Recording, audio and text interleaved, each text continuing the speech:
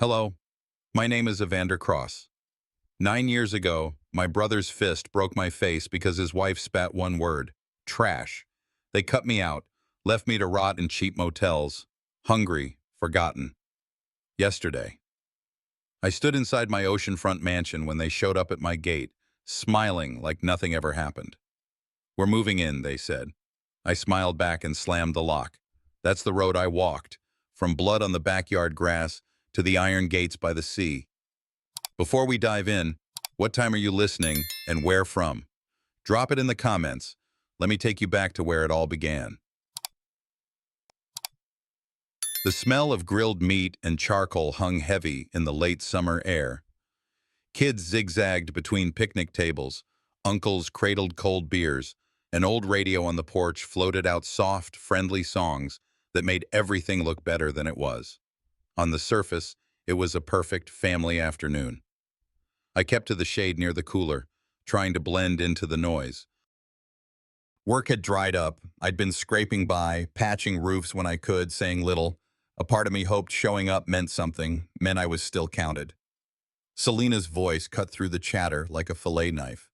"Look at you," she said, loud enough for the aunts and cousins. "Almost 30 and still can't hold a job. Gideon, your brother is nothing but trash." The word landed like a brick. A few kids stopped mid-game, curious eyes turning toward me the way children look when a grown-up crosses a line. I swallowed and kept my hand steady by reaching for a soda I didn't want. Gideon sat 4 chairs away, arms slung across a lawn chair like he owned the yard. And maybe he did.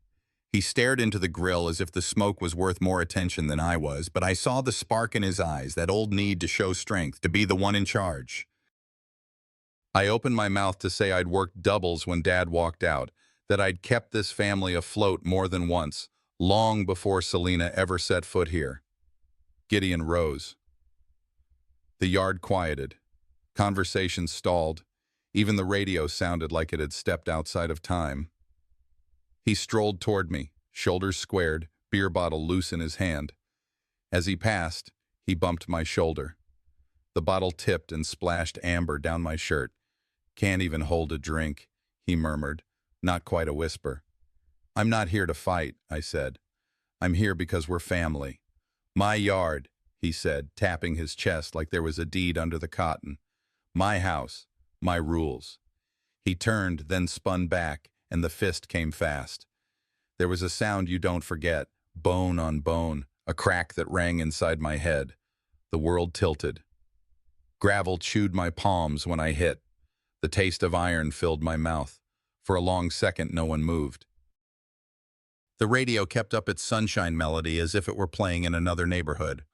My mother stood by the porch rail with a roll of paper towels in her hand. She set them down, like handing them to me would dirty her fingers.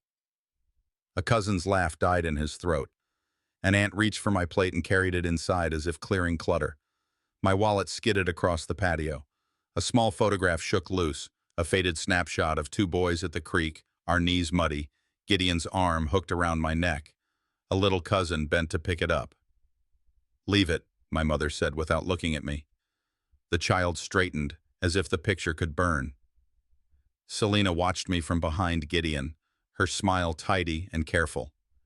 She stepped close enough for me to smell her perfume. "You're a grown man, Evander," she said, syrupy sweet. "Figure it out." Somewhere beyond the fence, wind chimes tinkled, neighbors hearing everything and pretending they didn't. I pushed up to one elbow. Anger wanted me to swing, to roar, to make a scene. But beneath it was something colder. This wasn't a fight, it was a verdict. Gideon stood over me, chest heaving. "You hear me?" His voice rose so the folks next door could catch every word. "You're done here. You don't belong in this family anymore. Get out." I wiped the blood from my lip with the back of my hand. The sweetness of the grill smoke curled over me, trying to dress rot as comfort. I looked from face to face, searching for a signal. A glance, a step forward, anything. Nothing. Only the quick busyness of people pretending not to see. I got to my feet. My hands shook, so I clenched them. The photograph lay in the dirt, the memory of boys at the creek going dim. I slid the wallet back into my pocket and left the picture where it was. "I hear you," I said. I walked across the yard. A cousin slipped around me with a stack of paper plates like I was a pole to be navigated. The porch screen door creaked and shut as someone went back inside. The radio kept playing the same cheerful chorus. At the fence gate, I paused. The latch squealed when I lifted it, thin and high, like a hinge in pain. It didn't just open, it judged. I stepped through and let it fall behind me. The clang had a finality I felt in my teeth. The street smelled of damp grass and charcoal. I stood there a beat, breathing it all in one last time. It would never smell like home again. I looked up into the wide blue. Somewhere past the glare of the afternoon, I made a quiet promise. This moment would not be the end of me. The punch that put me down would be the very thing I used to rise. My legs were shaky at first, but each step steadied. I didn't look back at Gideon or Selena or my mother holding herself still on the porch. I walked toward the sidewalk, blood drying at the corner of my mouth, the line between me and them drawn sharp as the edge of a spade. Behind me, the latch shivered into silence. In that metal throat, I heard more than rejection. I heard the first faint click of something locking into place inside me. A lock can keep you out. It can also keep you from going back. The streetlights flickered on as I walked away from the house, the echoes of laughter, and that clang of the gate trailing behind me. The night air was cooler than it had been an hour earlier, or maybe it was just that I finally felt the weight of being shut out. I kept moving, block after block, until the sounds of my family's barbecue faded into nothing but memory. By the time I reached the edge of town, the neon sign of a roadside motel buzzed faintly against the dark. I handed the clerk a crumpled bill and was given a key attached to a plastic tag. Room 12. The door creaked as I pushed it open, and the smell hit me. Stale smoke, damp carpet, something sour that clung to the curtains. The bedspread had cigarette burns. The sheets were thin enough to see through, and the bathroom mirror was cracked straight across the middle. Still, it was shelter, and that night it was all I had. Those first weeks blurred together. I picked up whatever work I could find, lugging crates down at the docks, sweeping floors in half-finished buildings, hauling trash from alleyways behind diners. My hands toughened, my back stiffened, but the money barely covered the nightly fee for the motel. On some days, when work was short, I slept in the cab of my old pickup. The heater had broken years back, so in winter, I curled into myself, watching my own breath fog up the glass. I remember one job at a construction site near the water. We were unloading steel beams when the straps snapped. The beam clipped my shoulder and drove me into the ground. At the hospital, they wrapped my arm, kept me overnight, and sent me back out. Not a single relative showed up, though I called twice before giving up. I lay there staring at the ceiling tiles, realizing family was now just a word people used to comfort themselves. For me, it was a door that had been slammed and locked. Holidays came and went. I tried not to care, but each year on my birthday I kept my phone close, hoping for even one call. Nothing. The silence was worse than the insults had been. It was as if I had been erased. Nights in that motel grew long. The mattress sagged in the middle, and the thin blanket never kept the chill out. I'd lie awake listening to the distant hum of the ocean, the crash of waves against rocks miles away. For most people, the sea was freedom. But for me, it was just another reminder of how far I'd drifted from home. Still, I carried an old photograph in my wallet. It was creased and worn, edges fraying, but it showed Gideon, Mom, and me on a fishing trip years back. Gideon had his arm around my shoulders, Mom smiling faintly at the camera. I stared at that picture more times than I could count, not because it gave me comfort, but because it reminded me of how quickly love could rot into contempt. One bitter December night, with the wind rattling the thin window pane, I wandered down to a corner store to buy a cheap cup of coffee just to feel something warm in my hands. Mrs. Alvarez, the gray-haired woman who ran the place, glanced at me with kind eyes. She slid a small bag across the counter, bread rolls from the day before. "Take it, son," she said softly. "You don't need to thank me. Just don't give up. Men like you aren't meant to stay on the ground forever." Her words sank deeper than she could have known. It wasn't just the bread. It was the first time in years anyone had looked at me without judgment. Years blurred into nearly a decade. My body hardened, my face lined, but the scar under my cheek, the one Gideon's fist had left, never faded. Some nights I touched it in the cracked mirror of that same motel, tracing the jagged reminder of where it all began. And every time I did, I whispered to myself, I won't die in this place. I'll climb out of this pit, and when I return, they'll know I survived without them. That promise, spoken into the dim light of a failing bulb, was all I had to carry me through those years in the shadows. Winter storms had a way of reshaping the coast. One week, the boardwalk would be lined with little shops and beach houses. The next, it looked like a war zone. Signs bent double, windows shattered, sand piled in strange places where the wind had carried it. I woke one morning after a night of rain so heavy it hammered the motel roof, and the street outside was littered with branches and broken shingles. I dragged myself into my truck, the seat damp with leaks from the roof, and drove toward the docks to see if anyone needed extra hands. Work after a storm was usually plentiful, though it paid little. On my way, I spotted an old man wrestling with a fallen sign outside a repair shop.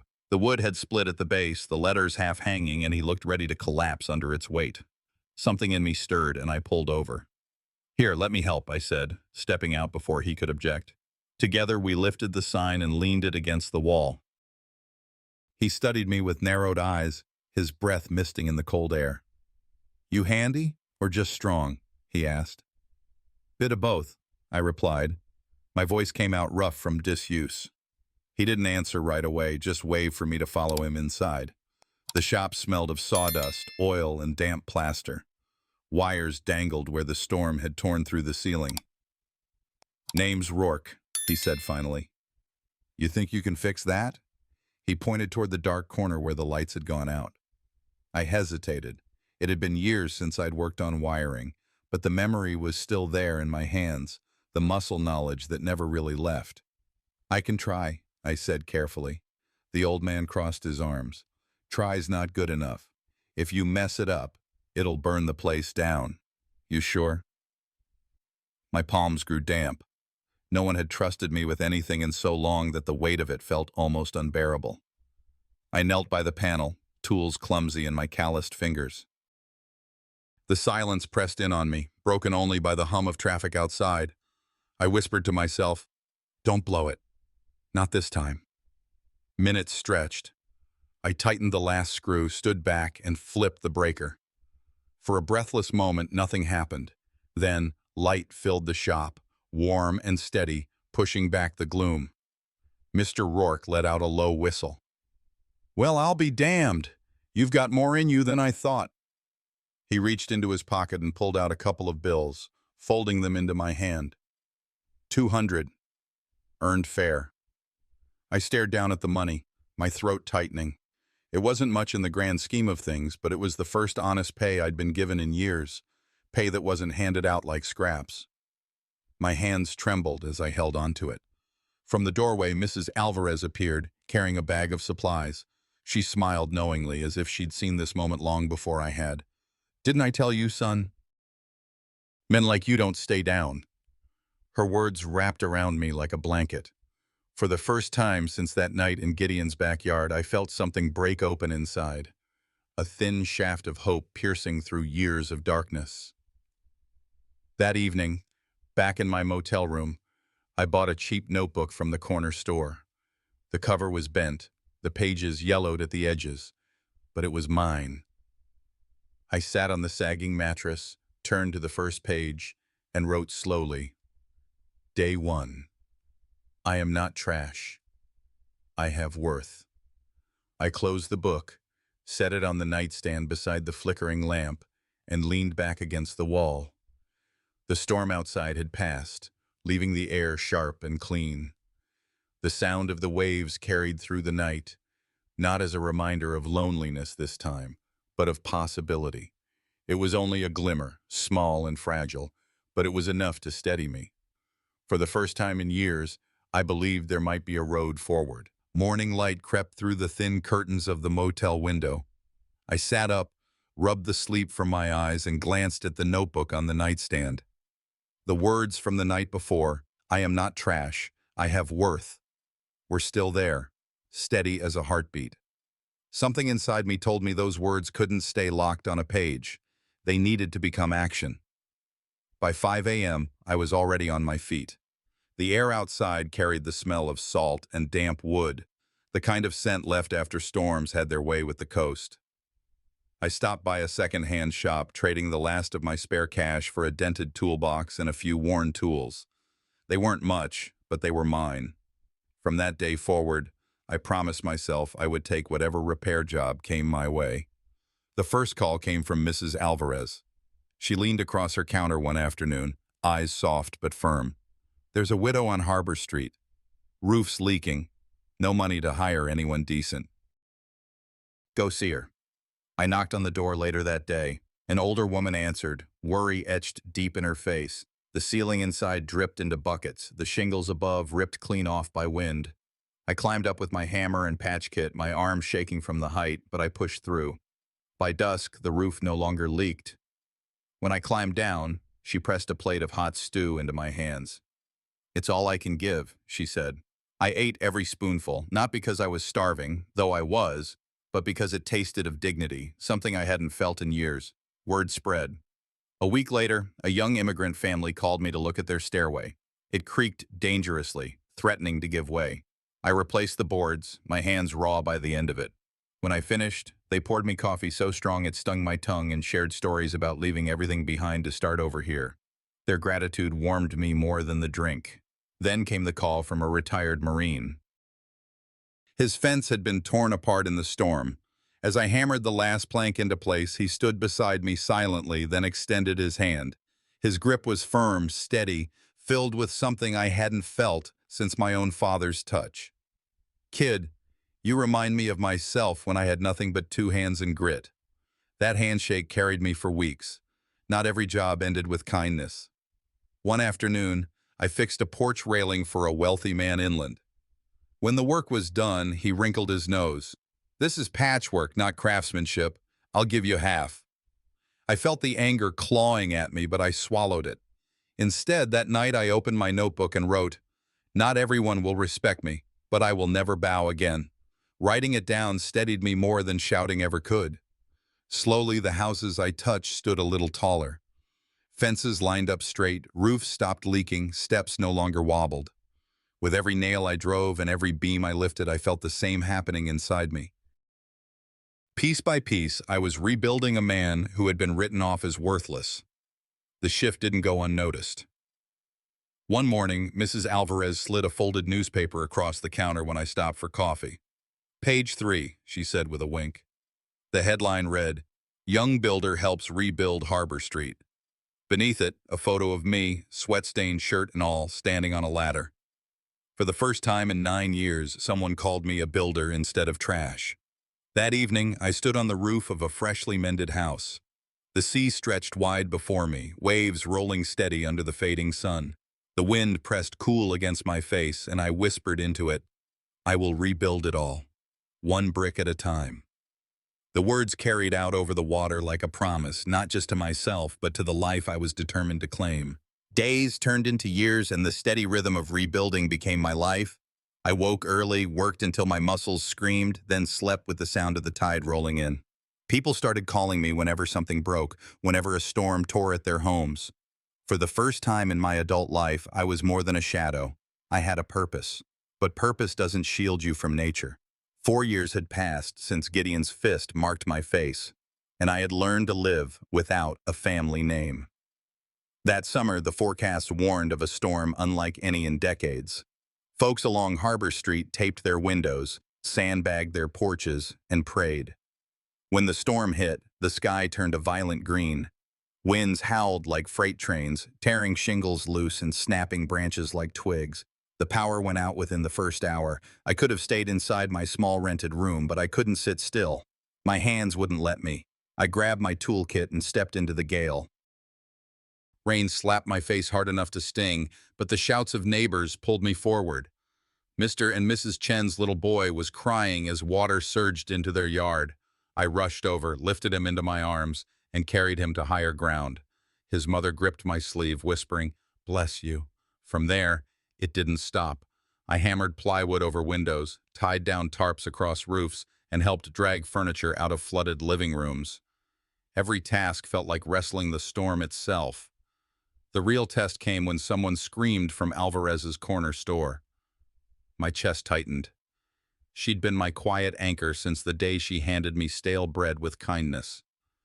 I sprinted, slipping across slick pavement until I saw the scene. A fallen power pole, wires sparking, leaning dangerously toward the storefront. Mrs. Alvarez was inside, pounding on the glass, trapped. "Hold on!" I shouted, though the wind nearly swallowed my voice. I dashed forward, yanked the door open, and pulled her out just as the awning collapsed where she had been standing seconds before. We stumbled into the rain, both of us gasping, her small hands clutching my arm. "You saved me," she said, her voice trembling. Exhaustion wanted me to quit, but people were still in danger. A group of neighbors gathered, eyes desperate. "The school," one of them cried. "The roof's half gone. Kids are sheltering inside." I pushed through the floodwaters with them, leading the charge. We patched what we could, dragging tarps over beams while children huddled in classrooms, their eyes wide with fear. When the roof stopped groaning and held steady, relief rippled through the group. Someone clapped me on the back. "You're not just fixing homes anymore, son. You're holding us together." That night, soaked to the bone, I stood before a darkened street where the power grid had died. Families clustered together, candles flickering. I couldn't stomach the sight of their fear.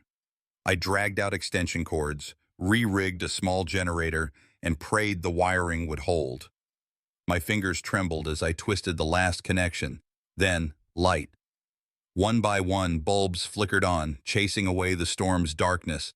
People cheered, clapping and calling my name. Mrs. Alvarez, wrapped in a blanket, whispered, "Evander, you've given us back hope." A camera flash surprised me. A young reporter stood nearby, notebook in hand, shouting over the noise. "Name, sir? Folks need to know who brought back the light." For the first time in years, I didn't hesitate. "Evander Cross," I said. By the next morning, the paper ran with a bold headline. "Evander Cross, the man who rose after the storm."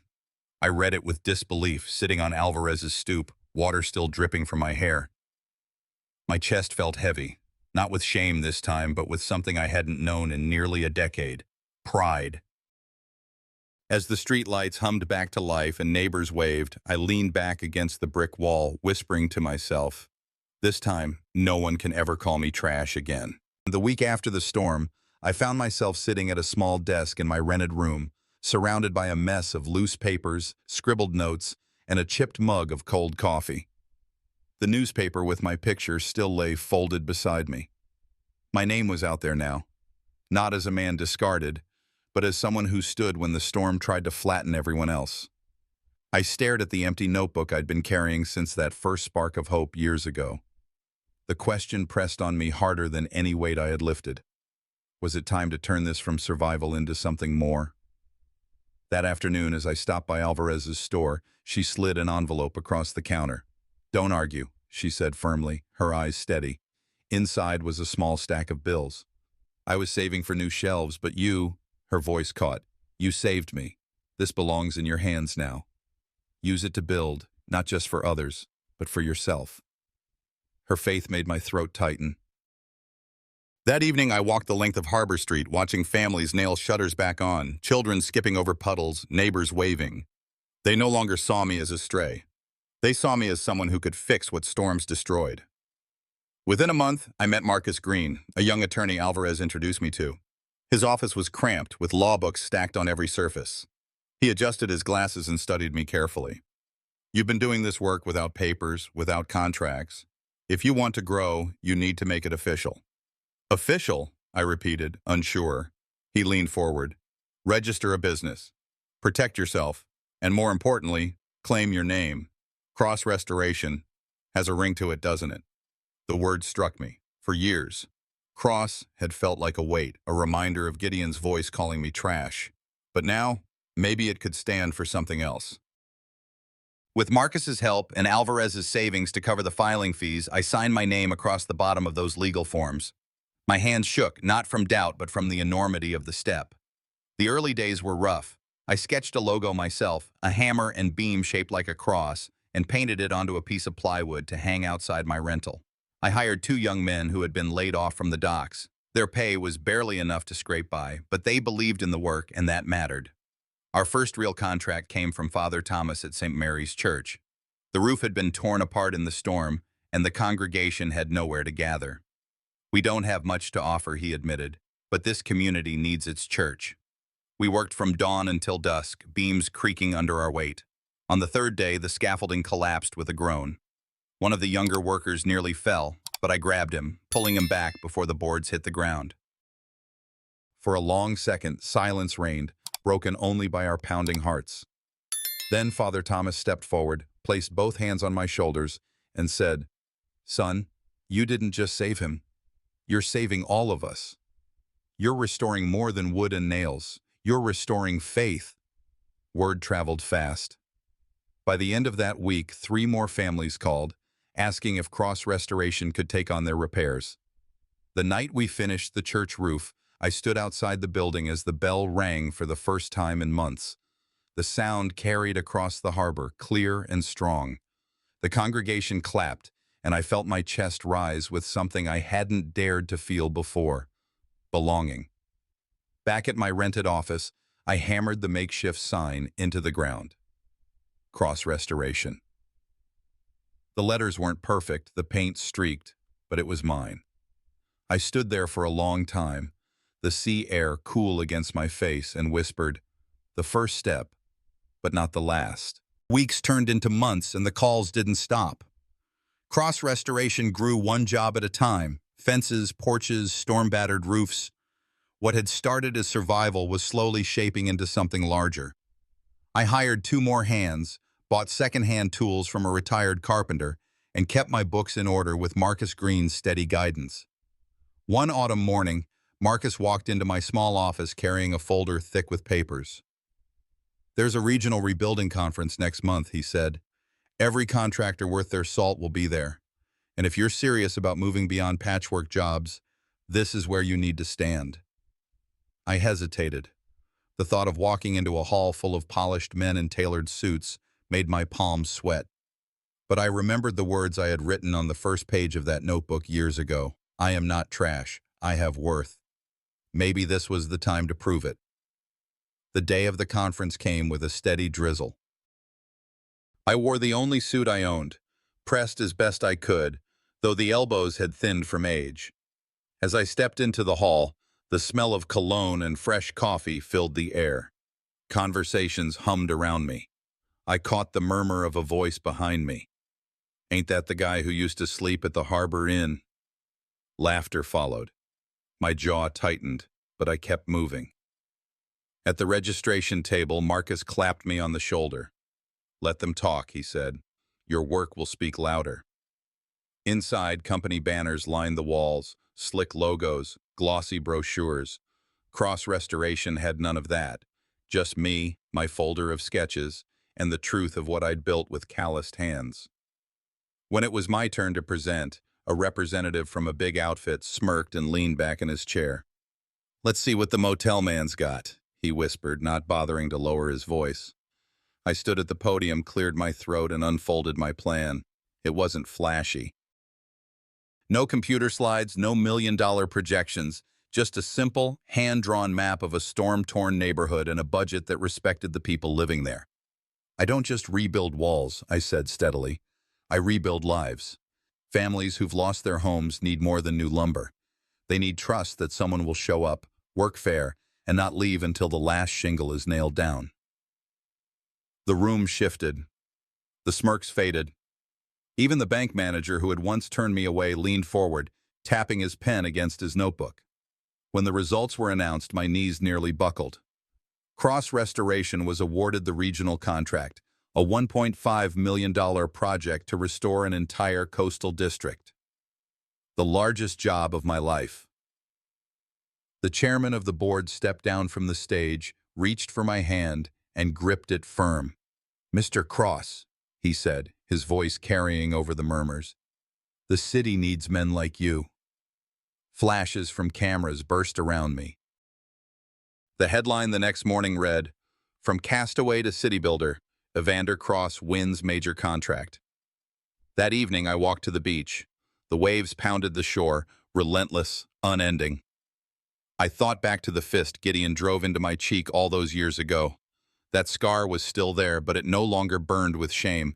It was a reminder of where I had started and how far I had climbed. I whispered into the salt air. That punch, it was just the foundation. The empire I build will stand on top of it. And the tide was rolling high that week, waves slamming against the rocky coast as if the ocean itself wanted to remind me that nothing came easy. But for the first time in my life, I didn't feel small watching it. I had earned the right to stand against that horizon. A realtor's car pulled up to the cliffside drive, the engine humming soft. "Mr. Cross?" she called as she stepped out in her navy suit, holding a folder close. "You're about to see something special." The wrought iron gate creaked open at her command.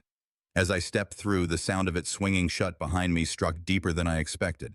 It wasn't just a gate. It was a line drawn clear between the man I used to be and the man I had become. Inside stood a white villa, its walls gleaming under the late morning sun.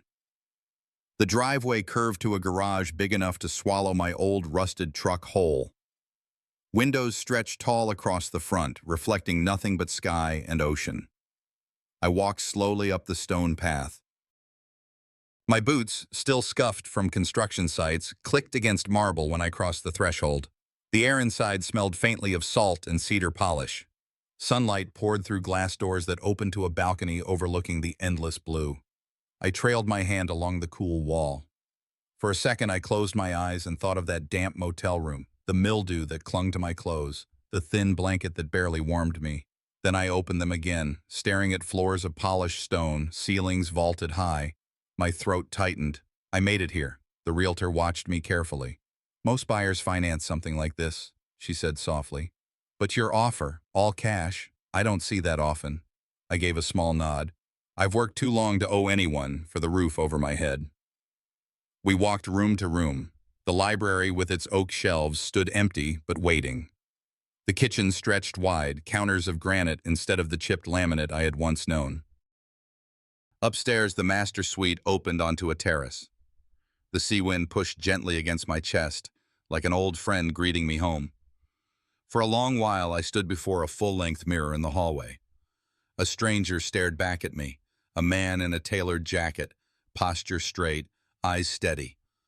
But beneath the neat beard and polished shoes, I could still see him, the boy with a bruised cheek, fists clenched, cast out from his own blood.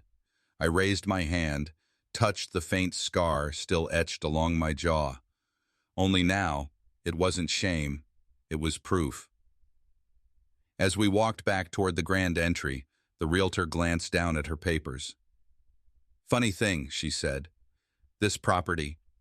I had a family named Cross look at it a few years back. Couldn't get financing approved. They left empty-handed." My lips curved, not into bitterness, but something sharper. "Life has a way of circling back," I replied. That afternoon, I signed the papers. The keys sat heavy and cold in my palm, heavier than any hammer I had ever swung. By dusk, I sat on the balcony with a glass of red wine. Below me, the surf struck the rocks steady and sure. The house glowed warm behind me, every light blazing just because I could afford to let them. Then, from the driveway, came the metallic sound of the gate locking into place. A firm clack. The kind of sound you don't ignore. I leaned back, eyes fixed on the horizon bleeding orange into violet. "Tomorrow," I whispered into the evening air, "the past will come knocking. And this time, I hold the keys." The morning sun spilled gold over the water, turning the waves into shards of light. I sat at the kitchen table, sipping black coffee, when the shrill sound of the gate buzzer cut through the quiet. It wasn't the delivery man or a contractor. No, this sound carried weight. I rose, walked to the security panel, and pressed the button. The camera feed flickered on. My chest tightened. 9 years had passed, but the faces staring back were carved into memory like scars. Gideon, Selena, and 2 young ones I had never met but could only be theirs. For a moment, I stood still, watching them shift uncomfortably outside the iron gate. Gideon's hair had grayed at the temples. Selena, though dressed to impress, carried a tremor in her voice when she leaned toward the intercom. "Evander," she said, her smile too polished, her eyes too nervous. "It's been so long." I pressed the speaker. My voice came out steady, cold. 9 years, Selena. "And now you remember my name?" Gideon stepped forward, clearing his throat. "Brother, it's me. Things have been difficult. We just thought—" His words trailed as though they burned on the way out. I walked down the long drive, the gravel crunching beneath each step, until I stood just behind the gate. The bars between us felt heavier than steel. They felt like history itself. Selena glanced up at the villa behind me, her lips curving into a strained smile. "Your home is beautiful, so spacious. Surely there's room for family." I tilted my head. "Family. Now you choose that word. When you put me out on the street, was I still family then?" Her smile faltered. Gideon's jaw tightened. He reached for dignity but found only shame. "I lost my job. The bank took our house. We don't have anywhere else to go." Selena's mask cracked. Desperation leaked through. "Just for a while, Evander. Until we're back on our feet. The children need a place. You have so much space here. It's only fair." Fair. The word stung. I looked past them at the two kids, a boy about 12, a girl younger, maybe 8. Their eyes were wide, uncertain. They didn't carry the sins of their parents, yet they stood as living reminders of the people who had cast me out. For a heartbeat, I saw myself in their faces, small, uncertain, at the mercy of choices made by others. My hand clenched around the remote in my pocket. My voice, when it came, was calm but sharp enough to cut glass. "You came here thinking the past would be forgotten, that I'd open the door and let you step into the life you denied me. But this gate—" I tapped the steel bar with my knuckle. "This gate is the line between who I was and who I am now." Selena tried again, her voice trembling. "Please, Evander. We're family." I lifted the remote, thumb hovering over the button. The motor of the gate hummed, and they leaned forward as though expecting it to swing wide. But the sound ended with a metallic clack, the lock snapping tighter. Their faces froze, shock giving way to panic. Gideon's lips parted, but no words came. Selena's hand dropped from the bar, fingers trembling. I allowed myself a small smile. "You're late. 9 years too late." Without another word, I turned and walked back toward the house. The sea breeze carried their muffled protests, but the gate stood firm, silent, unyielding. Behind me, the waves crashed against the rocks. Ahead, the house gleamed in the sunlight. And for the first time, I felt the full weight of what it meant to be the one holding the keys.